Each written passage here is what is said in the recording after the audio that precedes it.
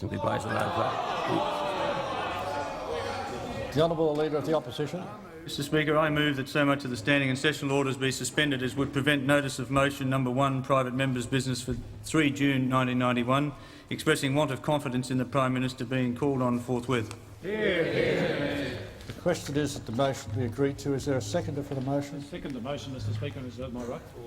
The question is that the motion be agreed to. All those that opinion that standing orders be suspended. All those that opinion, please say aye. Those against, no.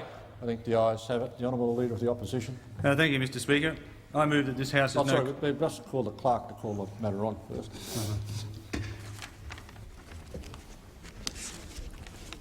Private members' business, notice number 1. The Honourable Leader of the Opposition.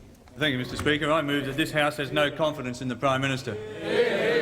Nobody else does. Mr Speaker, there are 148 members in this House and there are 76 senators. The majority of them no longer have confidence in this Prime Minister. The 103 people on our side of this House, of these two Houses, certainly doesn't have confidence in the Prime Minister.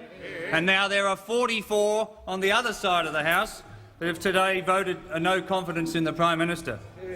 He's lost the confidence of the Parliament, and Mr Speaker, what's worse, he's lost the confidence of the Australian people. They've been lied to, repeatedly lied to, and they've been betrayed by this government.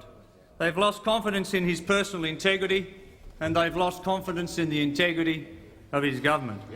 They've lost confidence in the Prime Minister and his government because his government has shown a disregard for the truth, a disregard for honesty, a disregard for openness about themselves and about our economic circumstances. And it's now clear that during and after the 1990 election, the Prime Minister lied to the Australian people about his future in the job and about recession. This government has taken the Australian people for granted, and what is worse, in many cases, it has just simply treated them as irrelevant. And the bottom line of all the infighting and all the secret deals within this government is that it has undermined the basic principles of parliamentary democracy in this country. Let me go first, Mr Speaker, to the first issue of the Prime Minister's personal integrity. The Prime Minister, you are a man. The Prime Minister, you claim to be a man who prides himself in his integrity. You claim that your word should always be taken seriously. You claim that you can be trusted, and you claim that you have some special kind of relationship with the Australian people, a relationship you once described in the very romantic terms of a love affair with the Australian people. All these pretensions of yours, Prime Minister, have now been totally blown away. I said last Thursday in this parliament, in a debate about the ad ban and disclosure, that this Prime Minister has no principles, no sincerity, and most importantly, he's lost a sense of what is right. The only thing he thinks about, the only thing he thinks that is right, is what has to be done to ensure his own political survival. Looking back on those words just 4 days ago, we can consider just how prophetic they were.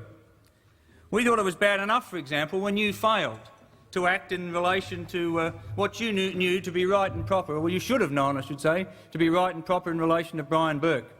The evidence was overwhelming, the damage to our international reputation was significant, and yet you let Brian Burke continue on as our ambassador to Ireland and the Holy See, simply because he was a mate. And as I've said previously in this House, the tragedy of that is that even Brian Burke, in his moment of disgrace, had a better idea of what is right than you have had as Prime Minister. All you ever thought about was what was in your own best interests, what you thought was essential to your own political survival. And currently before this House, this Parliament I should say, there is a bill on the ad ban and disclosure, which again shows just how low you will stoop in order to ensure your political survival, even to the point of sacrificing one of the basic principles of our democratic system, namely the right of free speech, just so that you make our lives difficult going into the next election, just so that you make it difficult for us to get our message across, to advertise, just because you haven't got the capacity anymore as a divided and shambles of a government.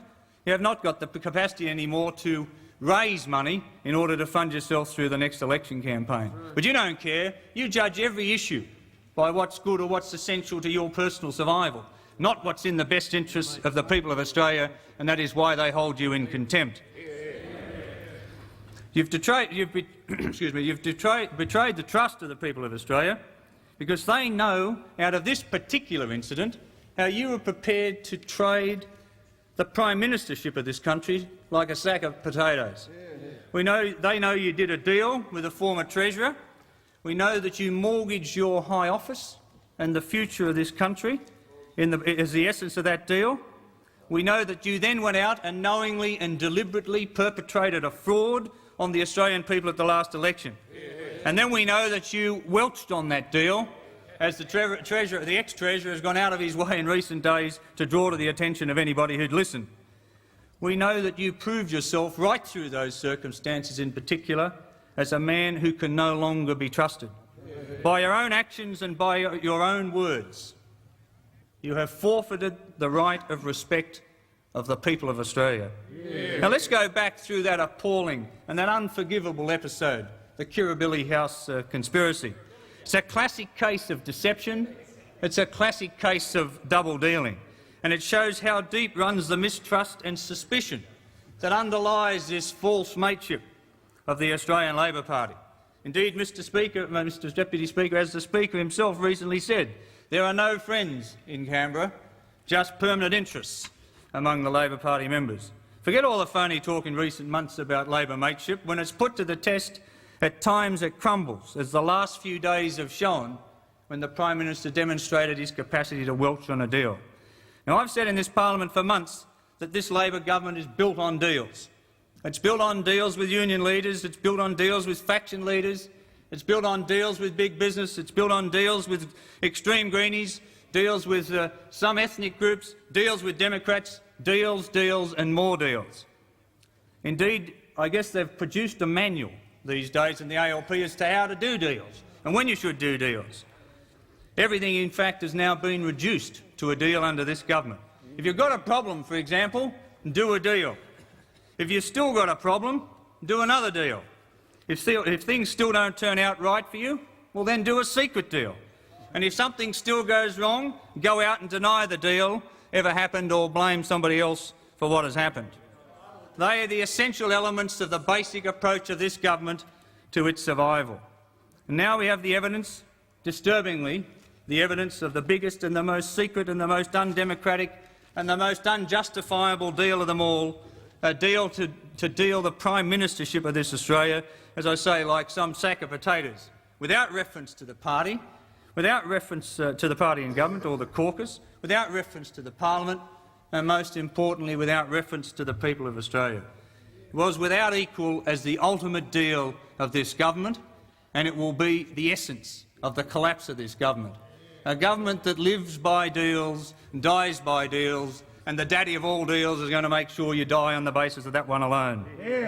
That deal was to deliver to Paul Keating what he could never win in his own right, which were the keys to the lodge. Throughout the life of this deal, which was born in secrecy at Kirribilli House, the Prime Minister and his former deputy consistently deceived the Australian people and deceived each other. They broke their promises to the people and they broke their promises to each other. So far as we know, it started back around the time of the Treasurer's statement of Bring Home the Bacon budget, remember, in August '88, after which the Prime Minister, obviously embarrassed by the publicity that the Treasurer got at the time, made it known the Treasurer wasn't indispensable. And about that time, of course, Mr Dawkins told the Prime Minister, in a direct frontal attack on the Prime Minister, that it was time to go. The Prime Minister acknowledged, yes, they don't stab each other in the back on this side, they do it in the front. The Prime Minister acknowledged that the member for Blaxland should succeed him, but not yet. He didn't want to go into the 1990 election looking like a lame duck leader, as he's admitted in the parliament today. But the member for Blaxland, suspicious of his Prime Minister, unable to trust his Prime Minister, wanted more than just a nod. He wanted a solemn pledge and he wanted witnesses. He didn't trust the Prime Minister, and how right was the member for Blaxland not to trust the Prime Minister. How fascinating that the witnesses chosen on this particular occasion were Sir Peter Abels for the Prime Minister and Bill Kelty for Paul Keating. Big business and big unions the natural partners of the Hawke Labor government. Now just imagine the scene at Kirribilli House with Bob and Paul and Bill and Sir Peter all sitting around there, the champions of the Australian workers, trading the Prime Ministership of this country, trading the Prime Ministership, one of the richest businessmen in Australia, one of the most blatant and antagonistic union bosses, the one who's actually had all the veto power over most policy reform over the last few years. Imagine having him there, keeping an eye on this deal to make sure that it goes through in the way that they all thought it should at the time. And I'll bet they're impressed down in the pubs of Coburg. And I'll bet they're impressed in the factories and supermarkets with that deal and the grubbiness of that deal. The fact that the Prime Minister was prepared to do a deal on the Prime Ministership of this country without reference to the people of Australia or his own caucus or anybody else in the presence of those two is beyond the base, absolutely staggering, beyond belief, I'm sure, of most average Australians. And it shows you just how out of touch the Prime Minister has become when he feels that he can go out and look people straight in the eye and have no repercussions from having traded so lightly with the Prime Ministership of this country. Today, of course, the Prime Minister is trying to defend his indefensible conduct, but he's only got himself into a bigger hole, because he, in his press conference today, referred to the fact that it was as a result of Bill Kelty's initiative that the deal took place. Now, if it wasn't bad enough as it was first described, it's much worse when you figure on the fact that it was Bill Kelty who dictated that there ought to be witnesses to the deal, that there ought to be a deal and there ought to be witnesses to the deal. Who runs this country? The Prime Minister or Bill Kelty? Just look at all the deals that have been done. Look at all the reform that has been blocked by Bill Kelty. There's an old statement, of course, that if Bob Hawke had really wanted to run the country, he should have stayed as head of the ACTU. Right. And there's no doubt that Bill Kelty has had an unbelievable influence over this government, to the detriment of the government, to the detriment of the Labor Party and to the detriment of all workers in Australia. So the deal was done and nobody was to know about it.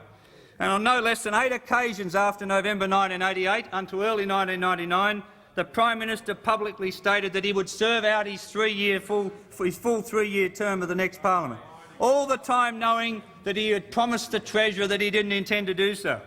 In February 1991, for example, you might remember that Senator Button thought that they had a deal and he said so publicly. Now, what did the Prime Minister say about Senator Button? Despite, and let me be quite clear about this, the gratuitous and incorrect observation of Senator Button, I will serve a full term. Senator Button doesn't know what he's talking about. It's as simple as that.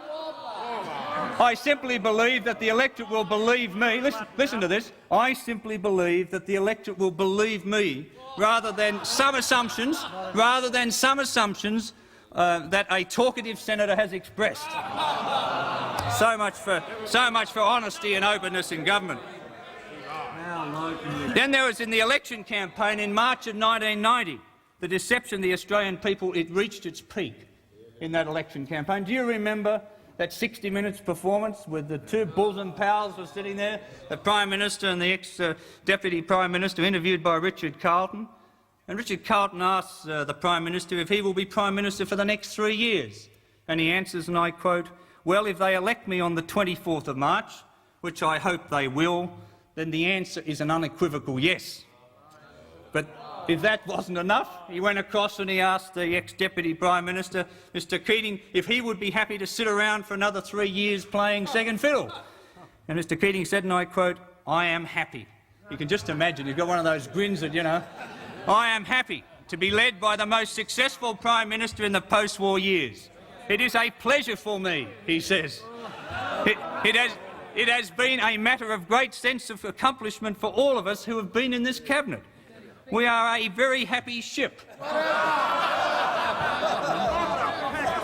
He didn't use the word Titanic, but a very happy ship. And I might just say, and this is wonderful, we are a very happy couple. Both of them on television, lying through their teeth to the people of Australia. They perpetrated the worst sort of fraud on the people of Australia. And if Australians had known that by voting for Hawke they would be getting Keating, then this government would never have been re-elected. And although the Prime Minister showed an acute sensitivity to the interjection of my colleague, the member for Kooyong today, he is dead right. Bob Hawke would not have been returned in 1990 if the truth had been known about a vote for Hawke actually being a vote for that charming, wonderful, Elanish type, the Treasurer. But what appalls Australians today is not just how the deal over the leadership was done, they are particularly appalled by why it should have been done at all. A Treasurer with a record of failure epitomised by engineering the worst recession in this country in 60 years by the assessment of any Australian should have been fired, not promoted. They cannot understand why that deal should have been done at all. I mean, how insecure was this bloke? How much influence was he subject to by Bill Kelty? That he'd do a deal about something as sacred as that? And of course we now know that beyond that the duplicity continued. The Prime Minister started to annoy the Treasurer towards the end of 1990, and the Treasurer broke out in that famous press club speech where he called himself the Placido Domingo, I think, of Australian politics or whatever. I heard a wonderful version of a song today by Placido Domingo on the ABC radio. Did you hear it? Yesterday. It was a wonderful version of that song. But the Placido Domingo, and the Prime Minister ticks him off, ticks the Treasurer off, and then starts talking about staying on to 1996, even though he knows that the deal is there. Double cross of the best example of double cross we'll ever see. And another meeting between the Prime Minister and Treasurer in late January. Remember Senator Richardson spying in on that one through the cameras? The Prime Minister tells the Treasurer the deal is off. And that's when the Treasurer decided, obviously, to make good his prophecy of 1980. As a result of that second meeting in January of this year, the Treasurer decided to make good his prophecy of 1980, and that was, and I quote, "The first Labor leader I tear down will be the one I replace." And he started on working on tearing down the leader while professing his loyalty everywhere. Remember, on Face to Face on May the 3rd, the Treasurer said, "I think loyalty is the stuff of politics. Political parties are built on loyalty. It's loyalty. Loyalty is the common thread, I think, which runs through the political organisation, and loyalty matters. It matters to me." Well, we've seen his brand of loyalty in the last few days, and we've seen the Prime Minister's brand of loyalty too in recent times. Despite all his protestations over the subsequent days in April and May of this period, the Prime Minister knowingly was at war with his Treasurer, and all the time they were consistently denying to the Australian people the truth. They were simply claiming that they were simply claiming that the Prime Minister would stay his full term, and so would the Treasurer. And indeed, as recently as last week, I think it was the Treasurer who said in the middle of last week that the Prime Minister will stay Prime Minister as long as he deems it to be the case. So Prime Minister's credibility can never recover from that. His integrity has been fatally compromised, and it begs the questions, what other secret deals has this bloke done over the years? Two in the last couple of days, a couple of weeks ago, out the gold tax deal where he changed the policy for a campaign contribution in Perth, and now this contribution, this deal that's been done. Why should the people of Australia? Why should the people of Australia ever believe? Why should they ever believe? Why should the people of Australia ever believe? Why should the people of Australia ever believe anything this Prime Minister ever says? But the second point is not just has his integrity been compromised, totally compromised, but he can no longer govern. The people of Australia have enormous doubt in the integrity of his government. How did he survive today? He did a deal with the left wing. He did a deal with the left wing. A government that is ridden with deals does one more deal just to stay alive, this time with the left wing. You can imagine what's going to happen to policy in the course of the next 12 to 18 months. What's going to happen to Coronation Hill or Wesley Vale or the Three Mines uranium policy or a wealth tax or half a dozen other, maybe a dozen other harebrained schemes that the left of this country and the new Deputy Prime Minister has been put into that position to ensure that the deal takes place, is to ensure that the deal is honoured by this Prime Minister. Prime Minister, this country is in the worst recession in 60 years. The last thing it needed was a political crisis. The last thing it needed was the dishonesty and the deception and the lack of integrity of you and your government. And there are millions of Australians around this country crying out for leadership in what are the most difficult circumstances this country has seen in 60 years. And they now know that the only way to get that sort of leadership is to vote you out at the next election. They are aware that you have deep-seated divisions within your party that will stop you from governing. If you couldn't govern this country when you didn't have the deep-seated divisions, how on earth are you going to do it now, and particularly so when you've done a deal with the left and elevated the Leader of the Left to the position of Deputy Prime Minister? They know that the Prime Minister is lame duck. They know he's a captive of the left, and we've seen how well the left have managed the state of Victoria. That's what the rest of Australia's got to look forward to in the next few days. But what the people want is politicians to get on and do their job, to put their personal ambition to one side and to address the real problems, to look after those people that have been thrown out of work, to restore the hope of buying a home in this country which has been put beyond their reach, to get a job and keep a job, to raise their living standards. All these things have been compromised by a Prime Minister who couldn't care about anything but his own political survival. Only a coalition government has the vision and the sense of direction to deliver this country to where it's got to go, to re-establish its standing in the world. Is the motion seconded? Is the motion seconded? Second the motion. The Honourable Leader of the National Party have the opportunity. The question is, the motion is moved by the Leader of the Opposition be agreed to. The Honourable Prime Minister. Thank you very much, Mr Deputy Speaker. Well, Mr Speaker, I suggest that the Leader of the Opposition was heard in silence. It mightn't be a bad idea if you reciprocated. Order. Order. Order. Order. Members of the Opposition.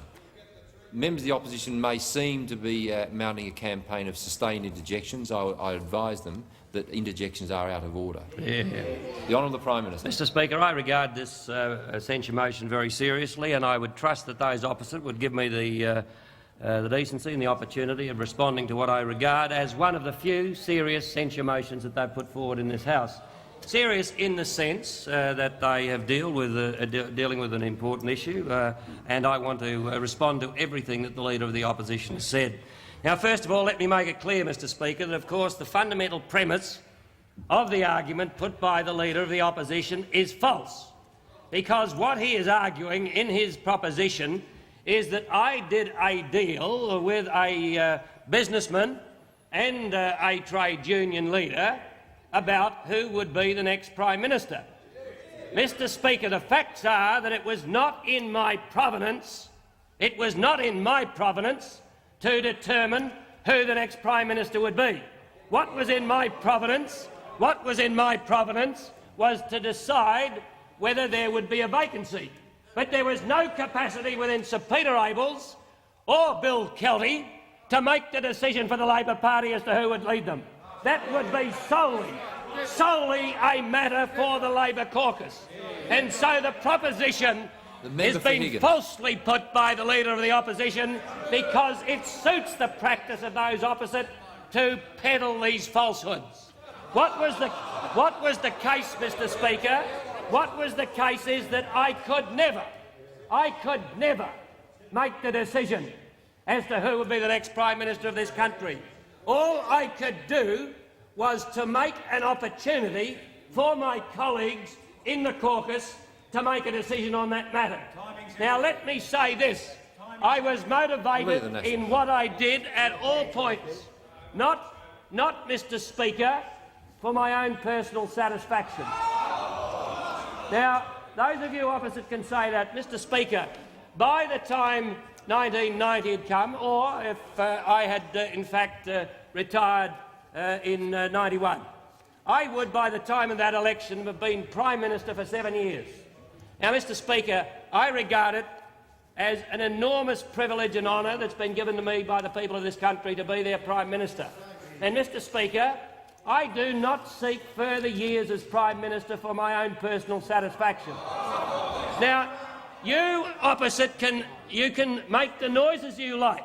I know what the fact is, Mr Speaker, that as far as the personal satisfaction and happiness and contentment of Bob Hawke is concerned, he would in fact have a life of considerably greater ease and pleasure, and may I say, honourably attained greater reward by ceasing to be Prime Minister. When I met, Mr Speaker... Order. Yeah, you see, Order. Because that is all Order. that drives them, I say go. That's their only criteria, personal satisfaction, reward. Well, Mr Speaker, As I say, I've been in public life for over 30 years. If I'd been motivated by those sort of things, personal satisfaction and personal reward, I would not have pursued the career of politics. But I can say, Mr Speaker, that what I've been about since the time I left university and went to join the trade union movement and came into this parliament has been solely to serve the people of this country. And, Mr Speaker, let me say this, that the circumstances of 1988 were at one with that position, because I profoundly believe, and you have conceded it in your speech, that only Bob Hawke could have won the 1990 election. That is the very foundation. That is the foundation of your speech. You, the member for Kooyong, says he's been robbed. He's been robbed. Well, my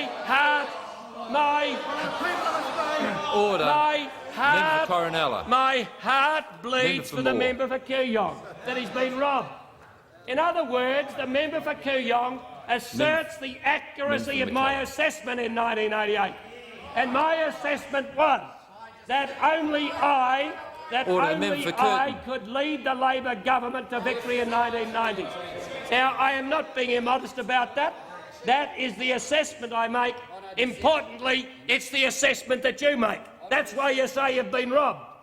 Now, I had only one consideration at that time. Not my personal satisfaction, not my personal remuneration.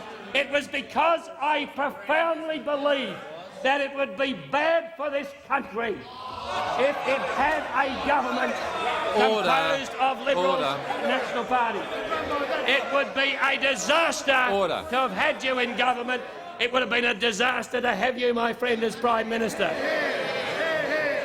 Now, Mr Speaker, just so that there can be some colour given to that belief, I understood better than anyone what your philosophies were and what you had been about in government. So, Mr Speaker, Mr Deputy Speaker, that it not be a matter of my judgment alone as to what sort of government the Conservatives had recently provided and what they would be committed to if they were returned, let me just return to two quotations of profound importance.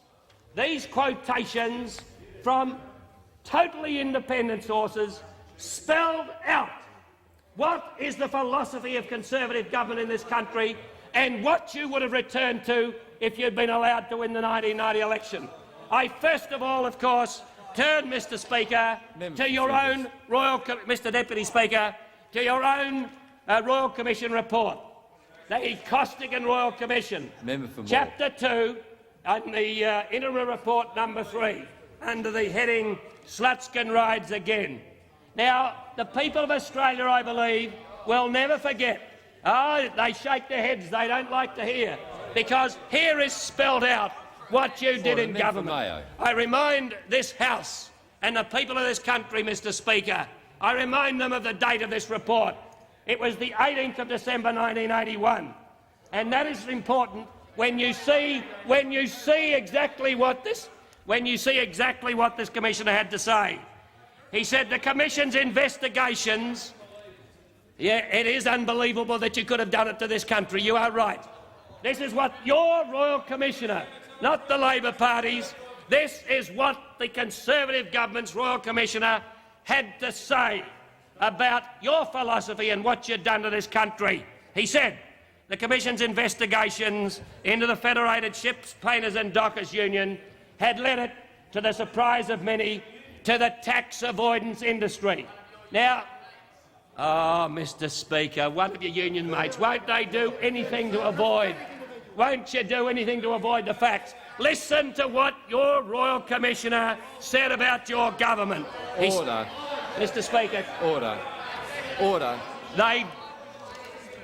Order. Members of the opposition will remain silent. They don't like the facts. Little wonder. This is what they had to say.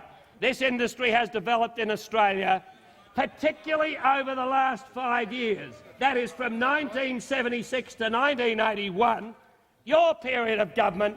This tax avoidance industry has developed in Australia, particularly over the last 5 years, at a rate far in excess of any other industry.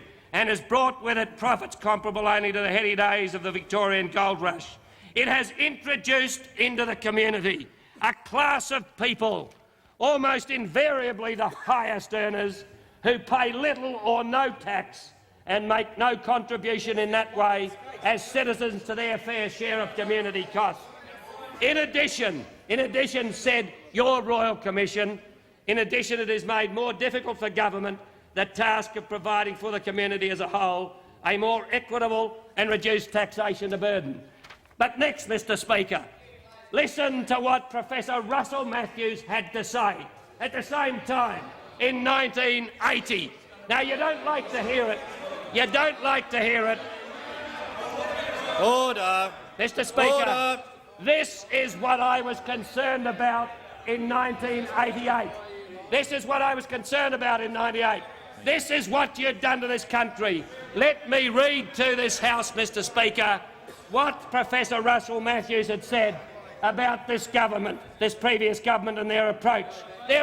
He said, Mr Speaker, despite the emphasis which has been given to vertical equity in the design of the Australian income tax system, the essential problem, said Professor Matthews, is not to make the rich pay higher rates of tax or even pay more tax than the poor. It is to make the rich pay any income tax at all. And he went on. It must be recognised, said Professor Russell Matthews, that a massive tax revolt has already taken place, but it is a revolt of business taxpayers against wage and salary earners, of the rich against the poor.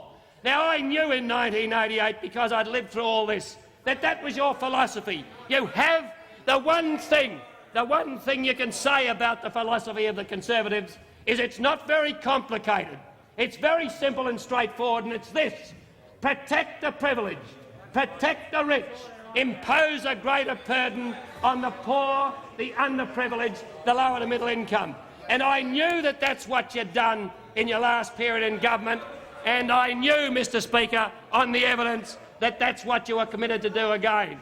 And let there be no doubt, Mr Speaker, what they're about.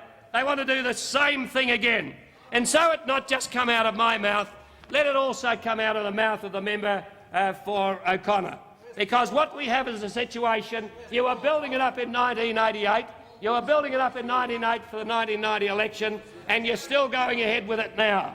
You want to impose a broad-based consumption tax. You wanted to do it then, and I was going to do everything I possibly could to stop you having that opportunity. The centrepiece of your attack, which would be the most disastrous attack on the poor and the underprivileged in this country's history, you would impose an additional $12 billion, Mr Speaker, an additional $12 billion with your consumption tax. And, Mr Speaker, let me say that the member for O'Connor got it right when he expressed the sort of concern I had back there in 1988 and again in 1990. He said, this was in August of last year, the member for O'Connor, on the basic principle, as percentage of income, the poor would spend more on consumption than the rich. Rolls Royces will get cheaper, but bread and milk will get more expensive. That's your Wilson Tuckey, the member for O'Connor. That's exactly what would happen. You're going to make the necessities of life more expensive, reduce the luxuries, the tax on luxuries, all as a part of putting billions of dollars back into the pockets of those who are already rich. Now, Mr Speaker, that's what 1988 and 1990 was all about as far as I was concerned. I knew, and you have confirmed, that I was the only one who could keep you out of office. I had seen the disaster. I had seen the disaster which you had inflicted upon this country. A disaster which flowed out of your philosophy that you should prop up the privileged and slug the poor. I knew that you were about to do it again in 1990 if you're elected, and I was prepared to do all that I could to stop you once again. Having an opportunity. Now, Mr Speaker, I regret that in those circumstances that I had to go to the people in 1990 the way I did. But the point is this, that The point is this, Mr. Speaker. Mr. Speaker, the point is this, that the commitment that I made in 1990 will be a commitment that's kept. I committed myself to lead this government for the whole of its term. I will lead it for the whole of its term, and I will do that for one reason and one reason only. It would be the greatest disaster for this country if those opposite, committed to the protection of privilege and the smashing of the poor, were to be given the opportunity of governing again. And I will do everything in my body to stop that happening. The Honourable Leader of the National Party. Speaker, after a performance like that, I'm tempted to ask the members of caucus, do you want another vote this afternoon? It would probably result in a different result. The PM had to go back to Costigan before he was going back to Chifley, to Curtin, to Barton. How far back did he have to go to produce a defence to seek to justify his lying? He admits, he confirms, he compounds the lying to the Australian public following on the Kirribilli deal. Clearly, Mr. Speaker, it is time this government went out of office. It is time for the government to pay the price for the ultimate deal, the ultimate betrayal, the ultimate shabby Kirribilli arrangement involving Prime Minister Hawke, Sir Peter Abels, Keating and Keldie. And that has led to a situation, Mr. Speaker, it's led to a situation where if you do an honest head count of this parliament this Monday, there are no less than 147 members of the Australian Parliament who this day have declared no confidence in the Prime Minister, and there are only just 77 who have a lingering confidence in the Prime Minister. So I think we'll see how many are honest enough to vote with their hearts on this motion of confidence, or whether they're going to vote with their feet and toe the party line. I want to say, Mr. Speaker, it's also very interesting that the member for Blaxland failed to come into the House to support the Prime Minister on this critical speech. Where is the member for Blaxland? Has he taken his bat home? Because it is time for this government to admit that all this has been about big business, big unions, big government and big deals, forgetting about small business and a vast number of Australians whose standard of living has been devastated by the economic policies of this government. In short, it's not only time that Keating goes and has gone, but it's time not only also for Hawke to go, that it's time that the whole government went to the people and went out of office as quickly as possible. Both the Prime Minister and the former Treasurer have lost every shred of credibility with the 1988 secret deal. The ultimate deal, as my colleague the member for Kooyong correctly says, the ultimate lie. Indeed, Mr. Speaker, the time has come to expose even more the question of all of the ramifications arising from this deal and to build on the remarks made so capably by the Leader of the Opposition. Firstly, the Prime Minister should state very clearly that exactly what he did say to the Treasurer at Kirribilli, because what's emerged is that the Prime Minister did not trust his then Treasurer and the Treasurer did not trust the then Prime Minister. They could not rely on their own handshake. They, we now know, met here in October in Parliament House and they had a discussion. They reached an agreement in October 1988, that great bicentennial year now besmirched by this shabby lie, this shabby deal. But that wasn't good enough. Both of them said, I don't trust you as far as I can kick you. So for 3 years nearly, we've had a Prime Minister and a Treasurer to this day, neither of whom have been able to trust each other, and so they sought seconds to the big duel. So they sought witnesses to come forward. And who did they seek? They sought Sir Peter Abels from big business and Bill Keldie from big unions. And so doing, they ranked each of those, the Prime Minister, to be fair, not the Treasurer, because the Treasurer suggested a member of caucus to act as witness. We now know that from the press conference. But the Prime Minister said, I don't trust any member of my caucus. I don't trust or rely on any member of the caucus in the Reps or the Senate. I want outsiders. I want particular outsiders to act as seconds to this shabby deal. And so it was that we had the ultimate deal, bypassing all members of caucus, all members of cabinet, reasonable people like the former Leader of the Opposition in the Victorian Parliament. He could have acted as deal broker, he could have acted as witness to this secret agreement at Kirribilli, but he wouldn't trust him. He wouldn't trust the member for Shortland, Peter Morris. And well might he not trust Peter Morris, because it's a particular insult to Peter Morris that the Prime Minister went to Sir Peter Abels, because I remind the House of testimony given in a book elsewhere that this minister, when Minister for Aviation, was astounded to be called around to the Prime Minister's office in the old Parliament House and find sitting there Sir Peter Abels and enter into a detailed discussion on forthcoming changes in the government's aviation policy. Another deal in the making. Mr Speaker, the second thing which must be said is clearly that the Prime Minister has in fact absolutely misled the Australian public for over 2 years in his repeated declarations that he was going to, quote, stay on. In the last 12 months, Hawke upgraded that promise. And let's look at two very particular quotes. He said on the 28th of November 1990 on Perth Radio, Western Australia, yet again, and I quote, "I have made quite clear now for quite a long period of time is that after we win the next elections in 1993 or whenever, I would think in that next period it would be then time to think about making way for the successor." In other words, it was an absolute commitment by the Prime Minister to serve out this particular parliamentary term. Now, there's one other thing about that.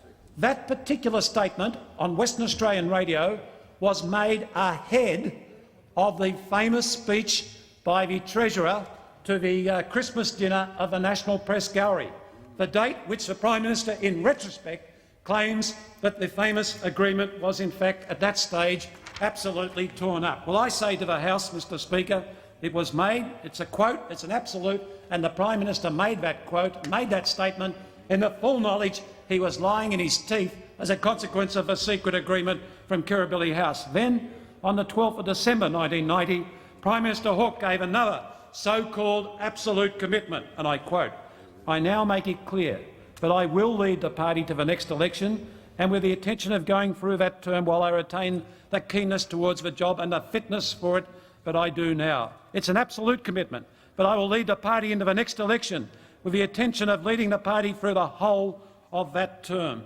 Clearly, once again, he spoke, and he spoke in the knowledge of a secret agreement, and he misled and lied to the Australian public and to the Parliament. I guess the quote to top it all off is a more recent one, Mr Speaker. The Honourable Leader of the National Party should not say that the Prime Minister liked the Parliament. He misled the Parliament, and I take that guideline and say, Mr Speaker, that on the 9th of May, and I quote directly from Hansard, the Prime Minister told the Parliament the Treasurer and Deputy Prime Minister is not disloyal.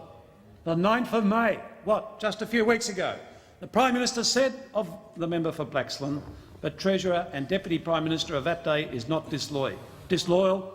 I enjoy the full support and cooperation of the Treasurer and Deputy Prime Minister. Some support, some cooperation. He went on to say, I've been proud to be shoulder to shoulder with him when our employment figures have been rising, when our unemployment figures have been coming down. I've been proud to stand beside him and to take the credit with him when we should get the credit. I'm equally prepared and always will be to stand next to him, shoulder to shoulder with him, when the figures are going the other way. That is the way it has been for 8 years, and that is the way it will be for many, many more years to come. Yet here we are, less than a statutory 28 days later, with the Deputy Prime Minister and the Treasurer far removed from the front bench, and amen to that. We won't complete this double until we see the Prime Minister far removed from the front bench, because I want to take up a particular comment made by the Prime Minister when he said in his speech a moment ago, it would have been bad for the country if I'd stepped down prior to the 1990 elections.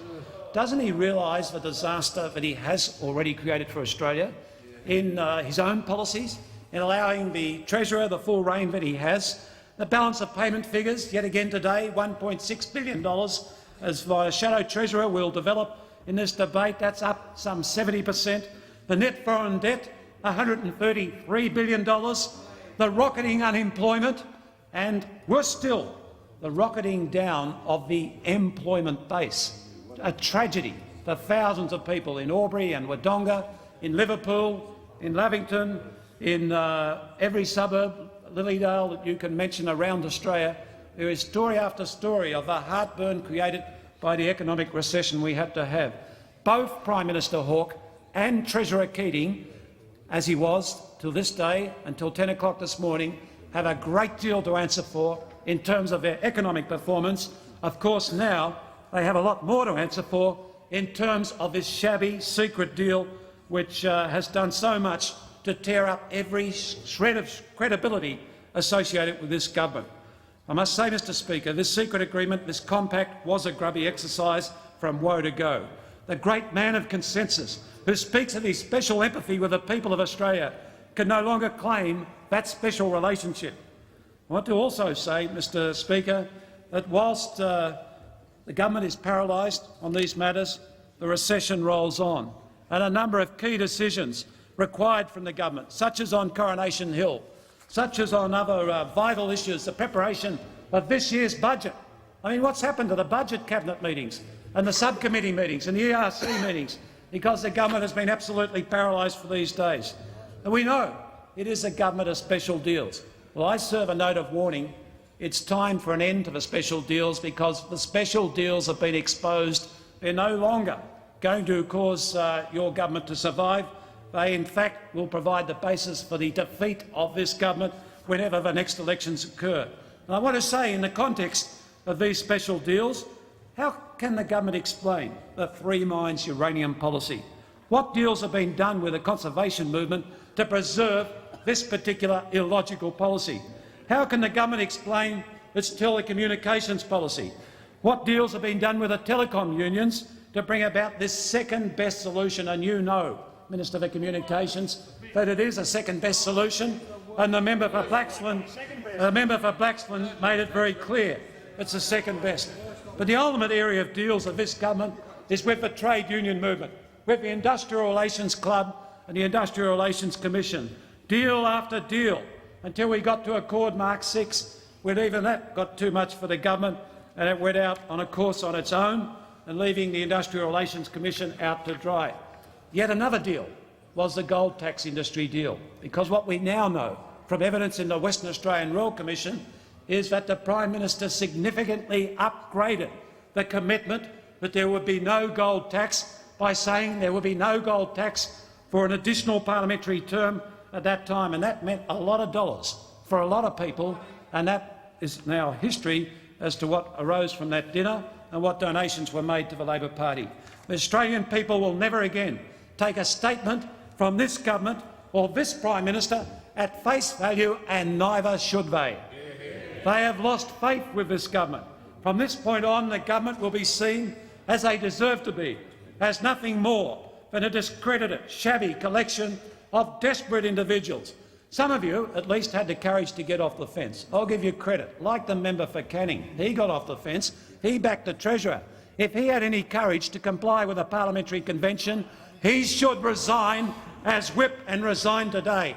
Tony Staley, I think it was, set that precedent when, as whip at that time, he resigned as whip because he'd moved against the then Prime Minister of the day, well, the leader of his party of the day, and so it is that the member for Canning is on thin ice indeed. It was one of many examples. It's no longer a true government. It's no longer a cohesive government. It's what the people expect in these critical economic times of, be it world recession, Australian deep recession, where many parts of Australia, be it Geelong, Horsham and other areas, in actual depression.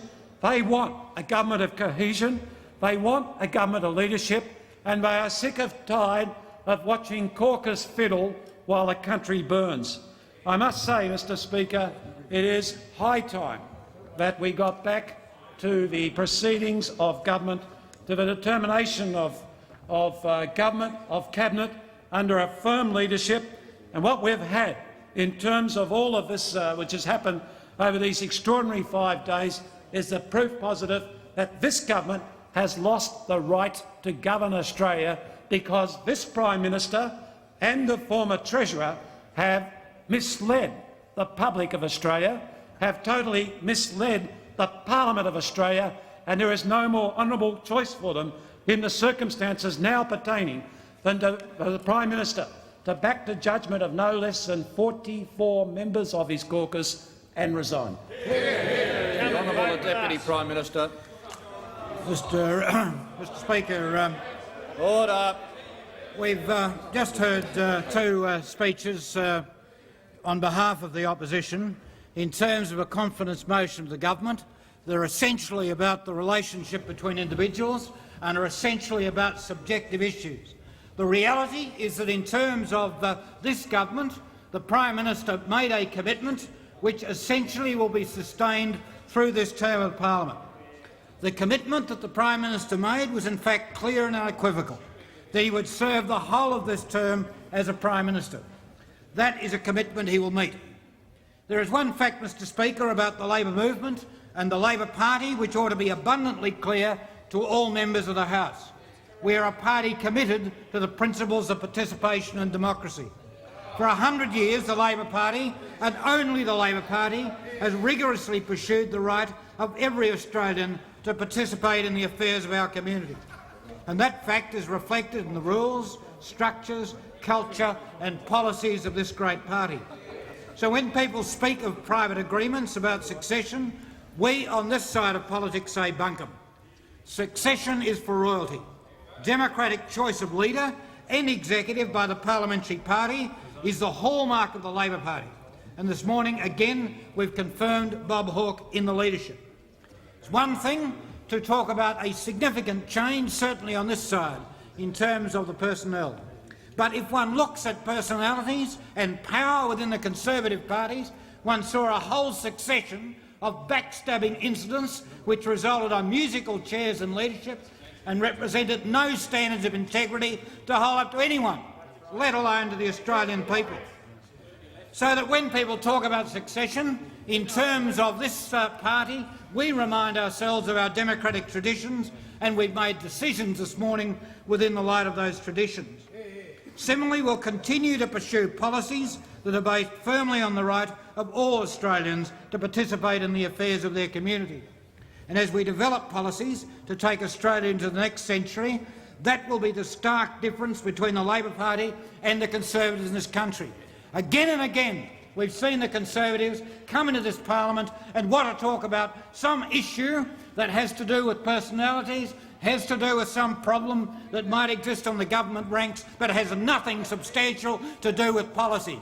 They are not prepared. They are not prepared to come into this parliament and defend positions that they will canvass lightly when it suits them outside.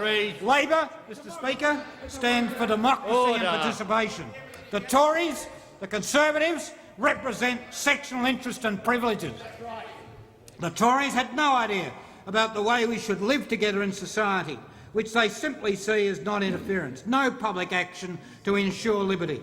They would leave all social arrangements to agreements between individuals. I mean, that's the reality. That's the social reality, for them to talk about deals, when the reality is that as far as they are concerned, they have no public policy, no sense of direction that can be defended publicly. And essentially, when they do develop their thinking, it's about private arrangements, it's about agreements between individuals, it's not about the role of government and public policy. The Conservatives insist that government should minimise its role on the basis that arrangements are much more effectively made between individuals. This position is evident in Dr Hewson's proposals to privatise welfare, highlighted in a recent paper from the Centre for Independent Studies, which proposed that prime responsibility for the delivery of income-supported community services be handed over to private welfare organisations, charities, funded directly by taxpayers who would elect that a proportion of their taxes be given to particular charities. This extreme argument is carried on by the coalition into the field of employment. It is easy to see what might happen in a libertarian world when an impoverished person agrees on weak terms to an employment contract with the rich and powerful. The rich or powerful person may or may not impose extreme penalties on the abuse of the employment contract in other ways. But if he did, there would be nothing to stop him, and that is precisely what the Tories argue should be the case. The fact is that fairness and justice are indispensable to achieving freedom. From this point of view, citizenship does not guarantee an ideal of total freedom. What it does aspire to is equal and assured freedom for everyone to the greatest extent possible. Because we live in a social world, because we are not isolated individuals, citizenship requires certain kinds of work and effort on the part of individuals. It also requires, Mr Speaker, work on the part of governments. Labor's view of society and of what all Australians should be able to expect from our government as citizens is based on what we need to be able to function as effective members of our society. It's a view which in no ways attempts to determine how we function, what diverse values we may espouse in shaping our lives, or within broad limits what we do. But it acknowledges that there are certain basic capabilities and resources that everyone in our society needs to effectively realise their civic freedoms. Consider the way we think about poverty. We can think about people in poverty as being unable to provide for their material needs. If we look at individuals in isolation, we only need to declare some minimum provision of income and make sure that the level of income is provided to those who cannot meet their material needs. However, we think about people in poverty as those who lack the means to function effectively in our society, then we're looking at a much more complicated set of issues. For example, we need to work towards making sure that people in this situation have access to information, education, training, healthcare, the services and transport they need to support themselves in work and to gain equitable access to employment opportunities. Labor as a government then aims to achieve a set of objectives, and among them social justice. We measure our success in implementing concrete programs in terms of our progress towards achieving these goals for all our citizens. It's clear to Labor that the relationship between where people live and work and the location of training they need to help them to improve their opportunities, the services they need to support them in their working lives, the transport links between these points are extremely important. So it's focusing on these kind of issues, on those locational disadvantages, on the need to restructure services and improve physical infrastructure, to taking account of demographic change, that is close to the heart of Labor's approach. Now, against that, and remember that ultimately behind the rhetoric in terms of this kind of debate, we have important differences in terms of political philosophy.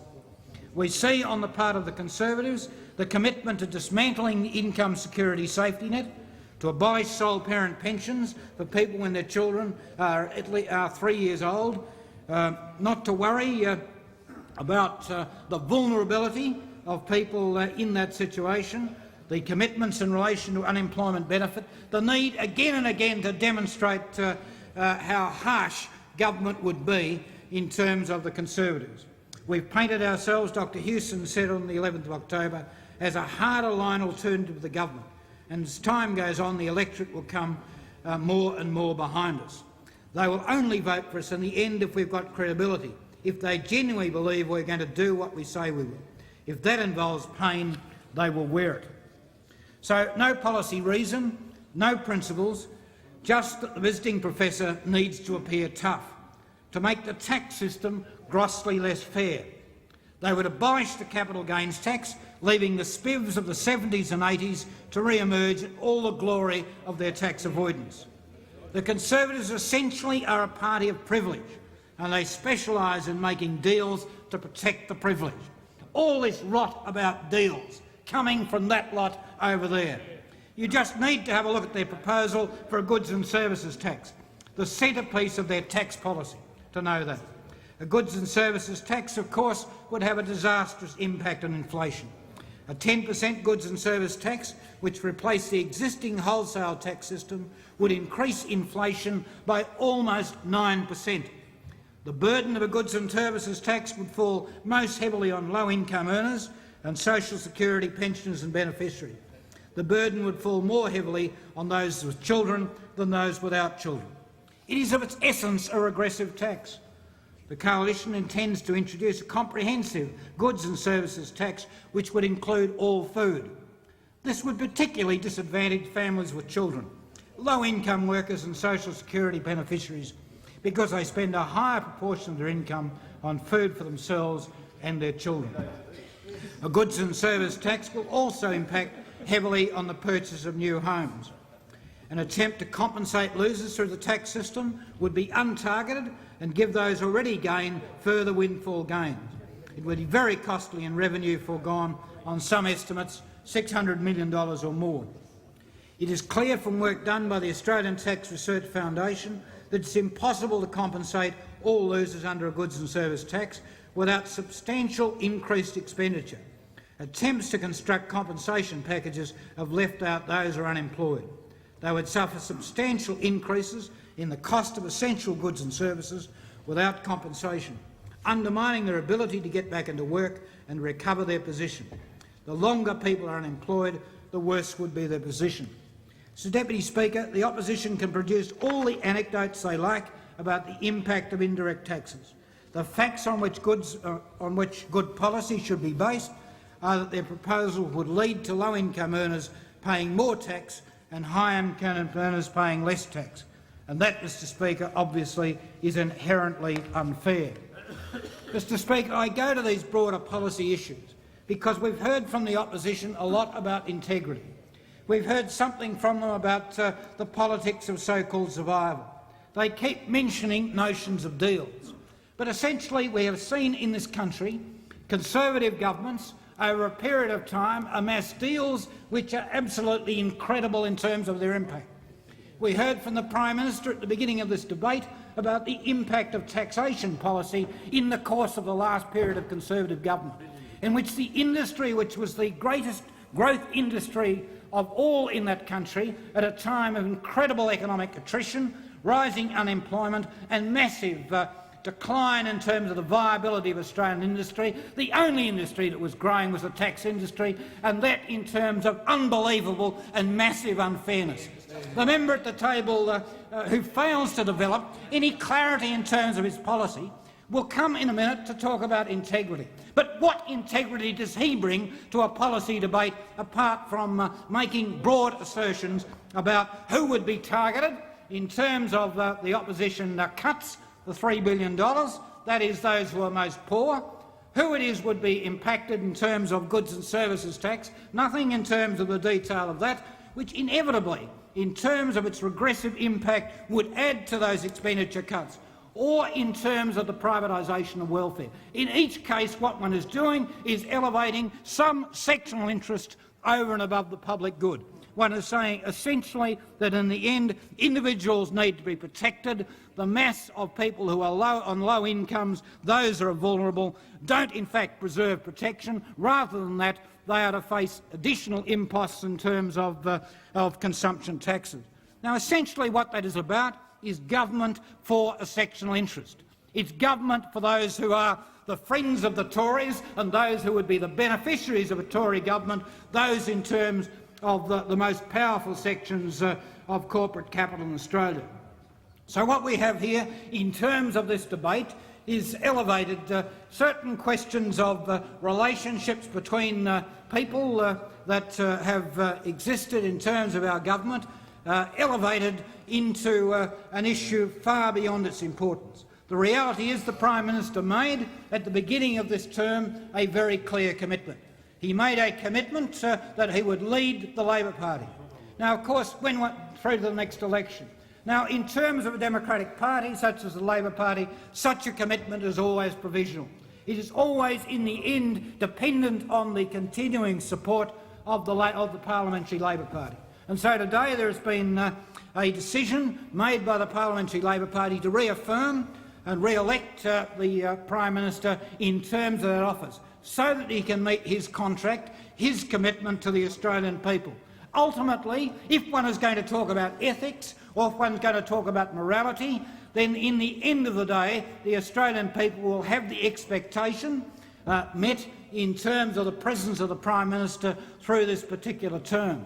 But more importantly, they'll have put in place a set of policies which are based on Labor Party principles, that are based on a commitment to social justice, that tend towards the creation of a fairer society and ultimately would enable people to live much more effectively in this country than they would in terms of opposition policy.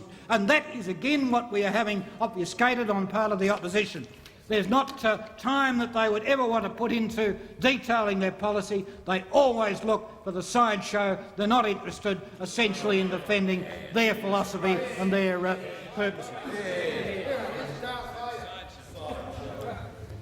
The Deputy Leader of the Opposition. Thank you, Mr Deputy Speaker. Mr Deputy Speaker, in commenting on the remarks of the newly elected Deputy Prime Minister, let me say that, of course, politics in this country is principally about political debate about the policy issues. But it's also about honesty. It's also about telling people straight what the issues are, instead of the lies and the deceptions that we had going into the last election. And, you know, wasn't it remarkable that this former Methodist lay preacher never went to the issue, which was the lies and the deception of his own Prime Minister in the last election? And that is because the Prime Minister's lies were indefensible on any reasonable criteria. Now, I say, Mr Deputy Speaker, your problem is Paul Keating will be Prime Minister within 12 months. He's plunged the knife into the Prime Minister and will do so again and again and again until he brings him down for his own, the Treasurer's own, personal ambitions. And well might he lunge the knife into the Prime Minister. The Prime Minister is guilty of a base breach of faith. He's guilty of a treacherous, faithless betrayal of trust of the Australian people, a deceitful violation of a promise. The Prime Minister is a liar who professed his loyalty to this country for his own personal ambitions and so as to allow him to cling on to the keys of the lodge. This was a gross act of perfidy and ought to be declared as such, as this motion does in its substance, calling on those opposite. I mean, the 44 members who voted against the Prime Minister this morning, where will you vote? Where will your conscience dictate your vote when this matter comes to the vote very shortly? Now, Mr Deputy Speaker, this is an open and shut case, I mean, we have the Prime Minister's own words on the public record. Member for the Northern Territory.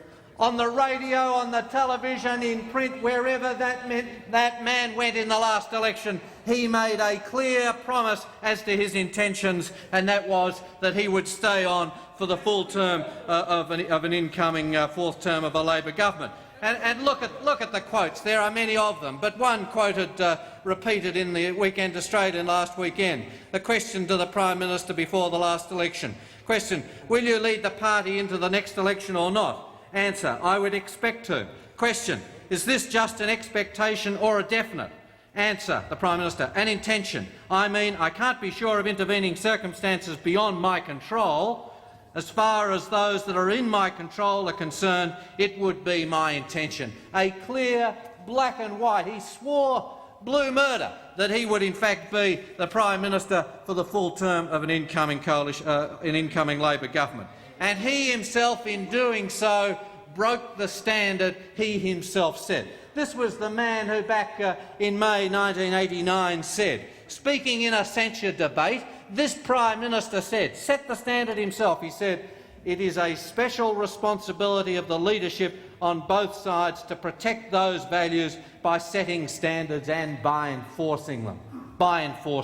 And he went on to say, one of the greatest of Australia's resources is the strength and the stability of its political system, our great parliamentary democracy. Anything that detracts from that strength and stability damages Australia. One of the vital elements in that strength and stability is the standards and integrity, the stability and quality of leadership, etc. A clear setting of the standard by the man himself, and he went out and broke that standard for his own personal gain. He's the same man who said, we members of Parliament are all in a position of service, responsibility and duty to the nation where there is a fundamental requirement for integrity, probity, the ordinary decency of public life and honourable conduct. The same man who in the 1990 election lied through his teeth to maintain himself in office. And what was his answer today? He said, the political realities drove him to lie and to cheat and to run a fraudulent campaign in the last election. Order. This is a censure motion. The honourable gentleman has quite a deal of latitude. He is not entitled to use the language that he's using. I'd suggest he use other words. Well, Mr Deputy Speaker, I say that the charges brought against the Prime Minister today in this censure motion substantiate the censure motion without a shadow of doubt. And he is the man who said, that you are entitled as a political party to go into an election and deliberately mislead people on the basis that you believe that the policies of the opposition might be wrong for the country. I mean, that is the ultimate in moral bankruptcy, if ever I heard them. That is the equivalent of the ends justify the means. And no prevarication, no dissembling by the Prime Minister will get him off the hook of his deception in 1990. I say, Mr Deputy Speaker, a Prime Minister who says you're entitled to lie when it suits your political ends is not entitled to remain as Prime Minister of this country. The first charge against the Prime Minister is that he lied to the Australian public in the 1990 election. The second charge is that he participated in the Kirribilli conspiracy. He put mateship to his mate Sir Peter Abels and to his mateship with Bill Kelty before he put the interests of the nation. And I suspect that there was more to that particular deal than what has already come out so far. He treated the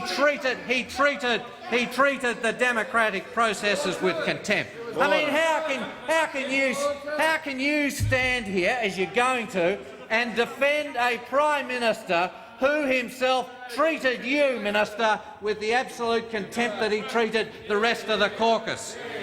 He treated the Prime Ministership of this country as his own personal chattel, as part of his own fiefdom. It's as if it were his to play with, as if it were a personal chattel with which he could control without consulting the Australian people. And for that he deserves our absolute condemnation. How dare this man trade in the Prime Ministership of this country? And the third charge is that he failed to deal with his deputy after the Placido Domingo speech of last year. I mean, the Prime Minister himself has said today that that was treachery, absolute treachery. That's how he's characterised the remarks of the former Deputy Prime Minister, and yet old Jellyback sat back and did absolutely nothing. Let the matter continue to fester. And if you want to talk about politics, if you want to talk about his own political interests, even the Prime Minister's own staff are reported as saying, effectively, that it was politically inept not to sack the Treasurer because it would have been very popular to do so, as obviously it would be to sack the man who has been the principal architect within the government for bringing on the recession that we had to have. And of course, fourthly, a critical element of the charge is that he reneged on his own deal. I mean, it's one thing to be a participant in the Kirribilli conspiracy, but the Prime Minister then proceeded to renege on his own deal. And it's not just a question of him not being able to trust people in his own caucus to know what he was up to in the Kirribilli conspiracy, but of course he himself can't be trusted as a result of him reneging on the deal that he did with the member for Blaxland. Mr Deputy Speaker, a charge, I might say, a charge not just made by the opposition, but a charge made out eloquently by the member for Blaxland, who himself has said that the Prime Minister cannot be trusted, that of course being the basis upon which the witnesses were brought in and the basis upon which he himself, the member for Blaxland, has proceeded with his challenge in the last few days. And lastly, as part of the charge against the Prime Minister, I mean, look, the buck stops there with the Prime Minister. Ultimately, he is the one responsible for the management, political and economic and otherwise, of this government. And he's allowed very great damage to be done to the Australian democratic process, to the standing of the political process. He demeans, by continuing in the office of Prime Minister, this man demeans Australia's political process. He reveals the Labor Party as a party entirely without principles. They've been revealed finally what they are. And of course, a charge again laid not just by the opposition, but by the member for Blaxland. He leads a government entirely bereft of ideas, devoid of vision, devoid of answers for an economy which has been plunged into the depths of recession. In fact, an economy that stares down the barrel of a depression as a result of deliberate government policy. And don't forget, it was the last election that these people, another great lie that was told to the Australian public, they were told, look, don't worry, it'll be a soft landing. The Prime Minister said in the week leading up to the election there won't be a recession. The Treasurer himself, the then Treasurer, said, talk about Mr Arrogance, he said he wouldn't let there be a recession, and yet, as was revealed post that election, their policy all along was to bring on a recession, to wreak great damage, great hardship to the ordinary working person in this country. And as a result of this policy paralysis, as a result of the quest for the top job, for the keys for the lodge, what do we have across the broad spectrum? You want to talk about policy? Look at the policy paralysis on your own side. Coronation Hill, just the immediate one, a decision again deferred. Look at uranium. You talk about integrity on policy. These guys have been playing with uranium policy for one reason only, that's to shore up the votes of the left for today's leadership challenge. And the Premier's conference, what a farce at a critical time in this country's future as we look towards the future, the need to maintain a tight fiscal policy. What a farce it was that we had the Prime Minister and the Treasurer dealing with the Premiers last week. And of course, what does that mean for the average person? It means you continue to pay high interest rates, because this government has not been prepared to take the hard decisions in regard to fiscal policy. And the Prime Minister talks about, no damage as a result of this. He just cancelled his trip to Europe, just cancelled the further negotiations on GAP. Absolutely critical again. We had the various ministers brought back from overseas. We had the Minister for Foreign Affairs call back on his proposed visit to South Africa, and the Deputy Prime Minister himself call back from government business being transacted on our behalf last week. And of course, another consequence of it all is simply to see the institutionalisation of a government in a state of instability. And I mean, how will these ministers look the Prime Minister in the face? We have the Minister for Employment, Education and Training. We know he was the campaign manager back in 1988 and still a strong supporter of the ex-Treasurer. We've got the Minister for Industry, Technology and Commerce. We've got the Minister for the Environment. We've got the Minister for Social Security. We've got the Minister for Defence Support and Personnel. We've got the Minister for Small Business. We've got the Minister for Trade and Trade Negotiations. We've got the Minister for Resources, and we've got the Minister for Industrial Relations, all going to sit in the Cabinet with owing their allegiance to one outside the Cabinet as he continues to deal more deals, double deals, triple deals, all designed to bring down this government. And all the time, Mr Deputy Speaker, as these people fight over the top job, what about the ordinary Australian? What about them that you profess so much? They profess so much compassion for the ordinary Australian. What do you say today about the rising unemployment as a deliberate result of your government policy? Last night we had the ANZ job figures out. What do we see? Another big drop in the number of advertisements. It's gone from over 40,000 just 2 years ago down to 13,000, an important leading indicator on where the job market is going. No discussion of that today, no policy response from you, except I suppose you want to blow out on the fiscal side. And on balance of payments again today, I'm indebted to my colleague, the member for Mayo, $1.6 billion, a huge figure by any reasonable definition. We had a turnaround on the merchandise trade, which you've been crowing about as some success of your government's policy. The truth of the matter is you've made no real structural changes to this economy. The sad thing for this economy, for this country, is that the Treasurer awaits in the wings. He awaits in the wings for the top job. He, of course, being the Treasurer who said the first Labor leader I tear down will be the one I replace, and the man who said, if people, this is a good one, back in 1981, if people can't vote for me because I've lopped off a few heads in the face of massive provocation, if the cost is I'm passed over, that's the way it has to be. But they will pass me over at their own political folly. Remember those words. Remember those words. Mr Deputy Speaker, I say to the members opposite, There are 44 of them or more who voted for the ex-Treasurer in the vote this morning. If they got a shred of conscience, if they have any real interest in the future of this country, as this vote is called in a few moments' time, they ought to come across, sit on this side, or at the least abstain, and do their country a decent favour for a change. The Leader of the House. There's no question at all that this is a day of sadness for us, and arises not from anything that the opposition has managed to say in the 3 speeches that have been made by the opposition to this point, but it arises from the circumstances in which we find ourselves, where we have been obliged to make a choice that we never did want to make. No member of the caucus ever wanted to make the choice that members of the caucus were obliged to make today, and that was the choice between 2 people who have been, not solely, but among and obviously in the leading position, the effective ministers that have made up this government for the last 8.5 years. We finally got to a point where we had no choice but to make a choice, and that was not something any of us wished on us, nor something that any of us wished on the country. And we have, as a result of that, inevitably lost the services from the front bench of the honourable member for Blaxland, who is the greatest treasurer of this country since Ted Theodore. And we don't rely on that from the humbug merchants opposite. We get that from the people who witness the way in which this country has operated. And I'll get on to the results in a minute. And the second area of sadness is that unquestionably in circumstances like these which we face, there is no doubt at all that for a temporary period of time it advantages our opponents. And they have been seeking to take advantage of that here today with their usual hypocrisy and humbug, as reflected in the speeches that they have made here.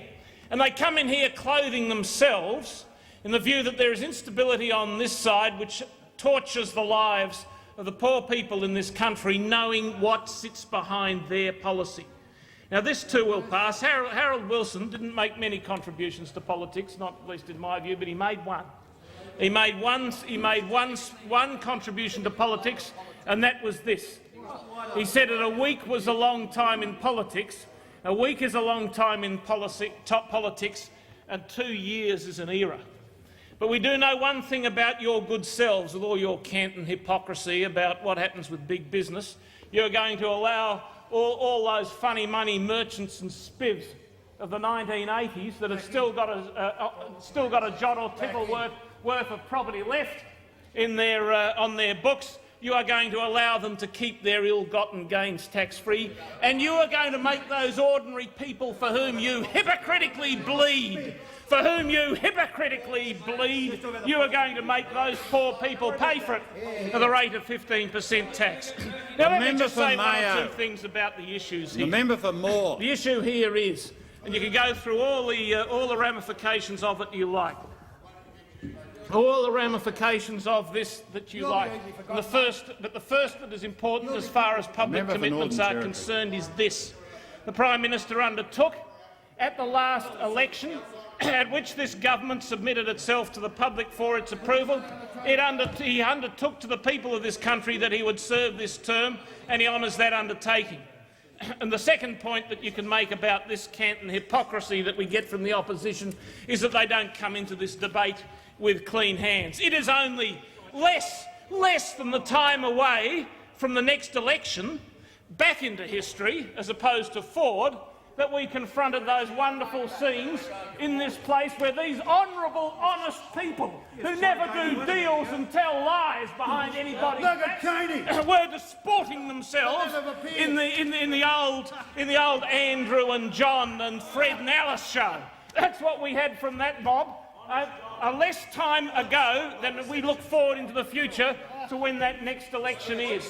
Well, and then 2 years again before that, you went through the same dance and parade. Now, you don't think that there are a few lies told around that place, the lies that you claim a bit of deception?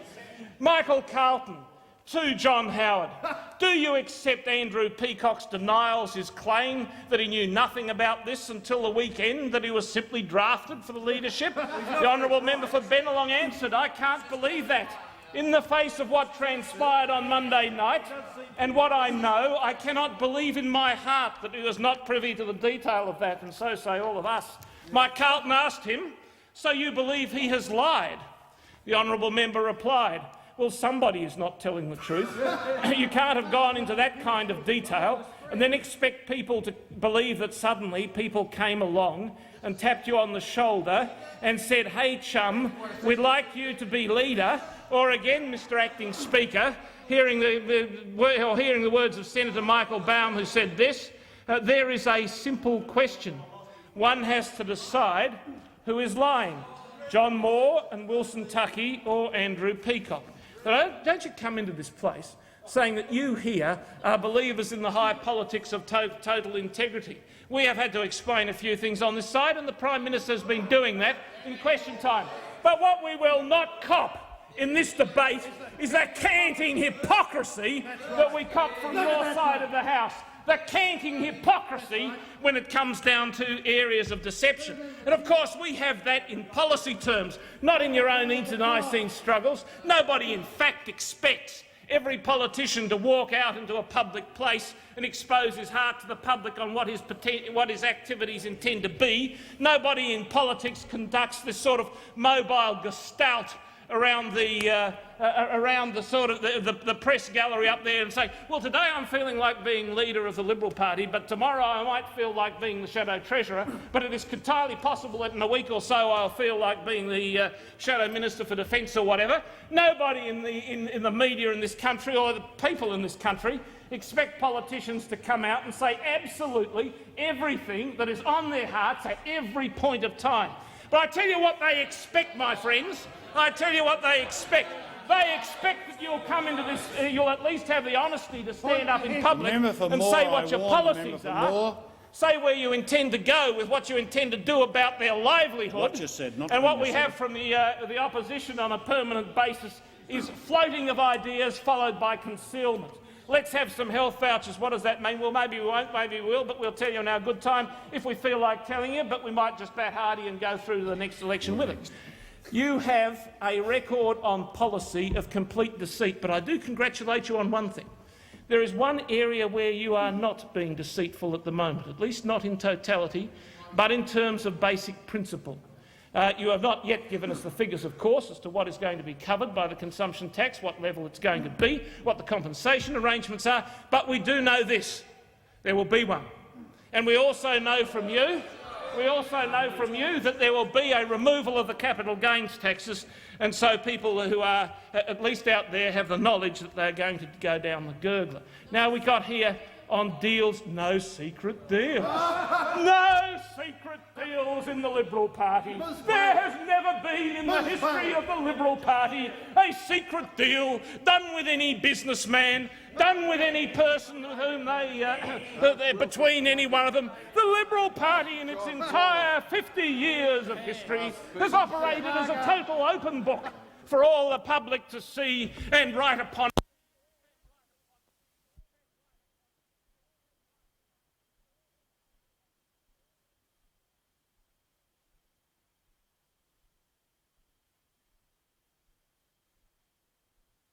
Next election is. Well, you put and then 2 years again before that you went through the same dance and parade. Now you don't think that there are a few lies told around that place, and the lies that you claim a bit of deception? Michael Carlton to John Howard. Do you accept Andrew Peacock's denials, his claim that he knew nothing about this until the weekend, that he was simply drafted for the leadership? The honourable member for Bennelong answered, I can't believe that. In the face of what transpired on Monday night and what I know, I cannot believe in my heart that he was not privy to the detail of that, and so say all of us. Mike Carlton asked him, so you believe he has lied?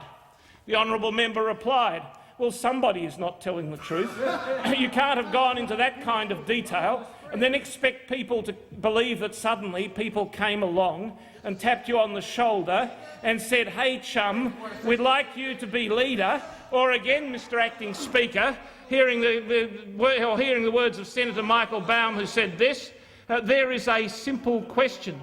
One has to decide who is lying, John Moore and Wilson Tuckey or Andrew Peacock. Don't you come into this place saying that you here are believers in the high politics of total integrity. We have had to explain a few things on this side, and the Prime Minister has been doing that in question time. But what we will not cop in this debate is that canting hypocrisy that we cop from your side of the House. The canting hypocrisy when it comes down to areas of deception. And of course we have that in policy terms, not in your own internecine struggles. Nobody in fact expects every politician to walk out into a public place and expose his heart to the public on what his activities intend to be. Nobody in politics conducts this sort of mobile gestalt around the press gallery up there and say, well, today I'm feeling like being leader of the Liberal Party, but tomorrow I might feel like being the Shadow Treasurer, but it is entirely possible that in a week or so I'll feel like being the Shadow Minister for Defence or whatever. Nobody in the media in this country or the people in this country expect politicians to come out and say absolutely everything that is on their hearts at every point of time. But I tell you what they expect, my friends. I tell you what they expect. They expect that you'll come into this, you'll at least have the honesty to stand up in public and say what your policies are, say where you intend to go with what you intend to do about their livelihood. And what we have from the opposition on a permanent basis is floating of ideas followed by concealment. Let's have some health vouchers. What does that mean? Well, maybe we won't, maybe we will, but we'll tell you in our good time if we feel like telling you, but we might just bat hardy and go through to the next election with it. You have a record on policy of complete deceit, but I do congratulate you on one thing. There is one area where you are not being deceitful at the moment, at least not in totality, but in terms of basic principle. You have not yet given us the figures, of course, as to what is going to be covered by the consumption tax, what level it's going to be, what the compensation arrangements are, but we do know this. There will be one. And we also know from you that there will be a removal of the capital gains taxes, and so people who are at least out there have the knowledge that they're going to go down the gurgler. Now we got here on deals, no secret deals. No secret deals in the Liberal Party.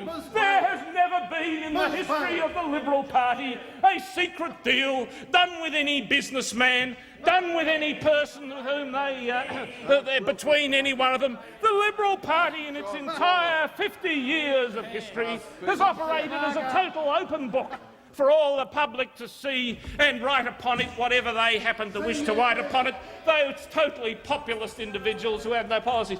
Cop the two airline agreement for starters. What was one of the things, what was one of your wonderful little deals? What was one of your wonderful little deals that we managed to uncouple when we came into office? You've been sitting up there and abusing the Prime Minister for his personal friendship with Peter Abels. Who took off the two airlines agreement, of which Peter Abels, at least as far as the private sector was concerned, was the principal beneficiary? Little old us. Who put it on? Little old you. And there's so much being concealed behind the persiflage of this opposition, so much being concealed behind the persiflage of this opposition when it comes down to that secret deal, those secret deals issues. That leader of the opposition got up here and said that, as far as they are concerned, the shoddiness of what the government was proposing was reflected in their political disclosure legislation and advertising ban. My God, I would have loved to have had a bit of political disclosure legislation around the place for Liberal Party campaigns when those two airlines agreements were being put in place in the 50s and the 60s and the 70s and in the 80s. I would have liked a bit of political disclosure around the campaign disclosure around the place when those particular deals were being put in place. Don't you come in here wrapping yourself in microeconomic reform flags, come in here saying that you don't know a thing or two about political deals around the place. One of the most significant microeconomic reform proposals that has been put in place by this government has been the abolition of that two airlines agreement. And don't we know it in Western Australia, where we have, for the first time in our lives, finally had a decent amount of air communication with the eastern states when we put that on. And then another piece of misleading. I'm sorry I've been ruled out from being able to use the word lie. We were going to let it go on this side of the House, but the ex-speaker was too fastidious. But one of the pieces of misleading that we managed to get from the Leader of the Opposition was that absolute untruth, that statement that he made that gold tax policy was sold for contributions. That has been established in no way at all by any of the propositions put forward during the Royal Commission in Western Australia, none whatsoever. That was not an argument you were capable of sustaining when you raised that before in the House, but you now intend to mythologise it. You now intend to mythologise it by coming into this place and now saying we can ramble that off in a taxonomy of our criticisms of the opposition, of the government. We'll just sort of run that down the list. There is one outfit that was making life hard for us on the gold tax at the time, when we were ruffling around as to whether or not we ought to introduce it, trying to take the policy issues and take the political flak on it. It was that we had as our opponents people who were prepared to stand, and there were people in our own ranks who I'm not disputing that, and I didn't at the time, but we had as our fundamental political problem not divisions in ourselves on that issue, not calculations about the economic consequences, though those had to be thought through. The fundamental political problem that we confronted, and this is the reason in the end why we came to the decisions in the way in which we did, was because you great moralists on the subject of the gold tax, had decided that you would exempt it for all time and then made it an issue. It became an issue in the replacement of the then member for Bennelong with the member for Kooyong, ultimately as leader of the Parliamentary Liberal Party. Insofar as the gold tax represented anything in political arrangements in this place, insofar as the gold tax represented anything in those political arrangements, it represented front and centre chicanery in the Parliamentary Liberal Party. And then they have a description. Then they have a description of the way in which the government undertakes a consultancy process with the public as a deal. Their conception of democracy in this country is that you have elections, and after those elections a government is put in place, and the government receives revealed truth upon itself according to its ideology. The government stands back from the public and it introduces policy on the basis of that revealed truth which has come through to it, and it never talks to anybody in the community. That is the Liberal Party theory, according to you lot, not your practice, but that is the Liberal Party theory of how you conduct yourself in politics. If, on the other hand, you believe that democracy is a condition of mind and operation in public policy in the community as a whole, and that merely winning office doesn't end a consultative process with people who are concerned in the community about decisions that you might take, somehow or other that is transformed not into a democratic process but into a political deal. That is the Liberal Party theory as expounded in the sorts of words that have been put forward here today. When they criticise us for being prepared to talk to manufacturers in the timbering industry or loggers in the timber industry, the people who object to lobbying, the people who object to uranium mining, all this nonsense about uranium mining policy giving us a problem about development in this country when we can't darn well sell the uranium that we've got at the moment, all that nonsense. But the fact that we're prepared to talk to conservationists or a few people who are a bit serious about the issue of nuclear weapons or whatever it is, that's deals. What we're talking about in that context is deals. But then above all there is the criticism that you make of arrangements that we put in place with the Australian Council of Trade Union movements. I tell you this about the Australian Council of Trade Unions and the people who are individual union members who elect their officials. They are much more reflective of the thinking, the needs and lives of ordinary people in this country than the type of people that you are and that you represent. And those changes of what has guaranteed us a level of employment in this country that is cushioning us from the worst effects of this recession. Those changes have lifted a profit share to ensure new investment. Those changes have brought in a social wage which has benefited the very poor people of this country. That sort of deal is precisely the sort of deal that any decent government ought to be entering into when it has to deal with the people who are going to be the people whose survival depends on how they behave. It is contemptible, this motion. It can be dealt with right now, and therefore I move the motion be put. The question is that the question be now put. All those that opinion say aye, those against no. I think the ayes have it. Division required. Ring the